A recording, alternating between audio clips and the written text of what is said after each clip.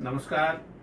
हम सुमंत झा कविता के श्रृंखला में आए हम अपन प्रिय मित्र श्री विनय कुमार झा जी के मैथिली कविता पुस्तक विवाह काल के एक कविता पाठ उनका सहमति से कर जा रहल छी।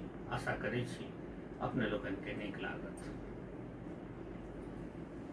कविताक शीर्षक अछि देरी भ गेल। की घुरि ताकू जीवन पथके पानी ऊपर पद चिन्ह बिलायल, हम रसाल पादप बुझ सेवल से सबटा झरबेरी भ गेल। शब्द छंद रस गंध सब किछु साधल हम धरि मोन ने साधल। शब्द छंद रस गंध सब किछु साधल हम धरि मोन ने साधल।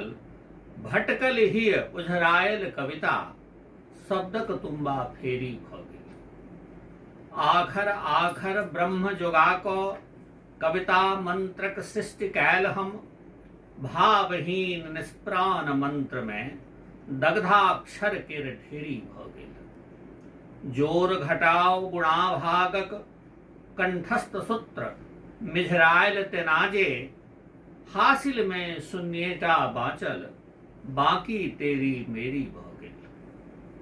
कनमा शेरक भाव तोल में मोनक भाव रहल अनबूझल।